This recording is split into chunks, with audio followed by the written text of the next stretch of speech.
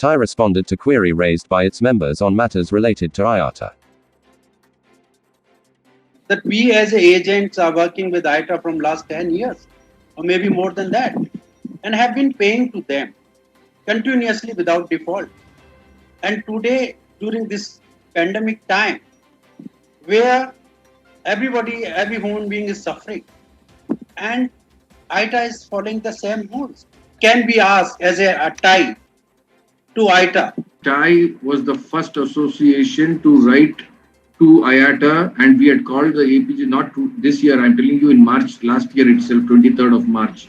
That was the first APJC meeting called at the behest of TiE and TAFE, and we took up the matter very seriously with them. Yes, we appreciate the fact that IATA certain times goes high-handed. They don't even think about these situations, compassionate grounds, etc., etc. Why not? Why just IATA? Even the government of India doesn't care about what is the plight of an agent during pandemic time. We are fighting. Please be rest assured, your association under the leadership of Jyotiji, we are fighting it, and we have addressed these matters, and we'll soon keep you updated on the outcome of it.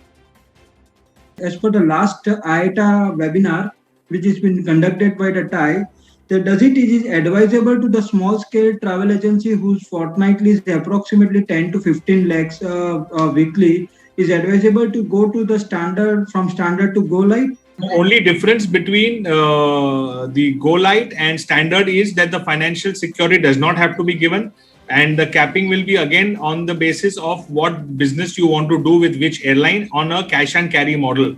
They'll give you a debit card through two banks that they have, that is the Yes Bank and Standard Chartered. You have to deposit money upfront and make payment that way. So we are trying to work with with IATA also so as to ensure that the ticketing authority is given by all the airlines. But as of now, that is not mandated into that. So we would request that since IATA fees also are same, everything is same.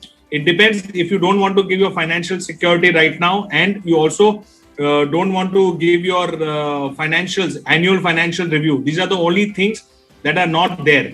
So getting the capping is going to get a little difficult under that scenario of Go Light. So it is totally up to the discretion of the member how he wants to do business. During this pandemic, instead of knocking the doors of the banks and other things, I think IATA or airlines should come forward and change the weekly payment at least to a fortnightly payment until normalcy is restored, so that agents do not suffer for credit problem. Basically, this is number one. I think this should be taken up. Number two, last meeting which we had with Rodney, he said even when we go for whether it is Go Light or Go Standard, airlines are still controlling their capping because we don't have a value capping.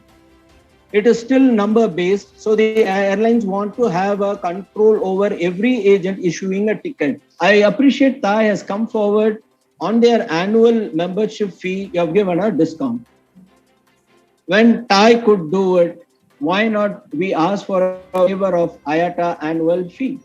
We have asked in the last APJC also, we have asked that we want a written confirmation from the airlines that we require every airline coming on value capping basis to guarantee the ticketing authority to us. Then only we will accept it.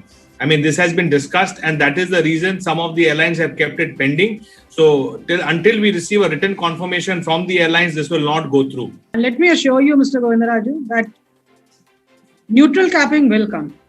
I'm very confident of that, and we as a team are very confident of that. It will certainly happen. Parity may take a little bit longer time because right now everyone is struggling with new norms. Julia Simpson has been appointed as the new president and CEO of WTTC Maharashtra to organize International Conference on Agri-Tourism on the 15th to the 16th of May 2021.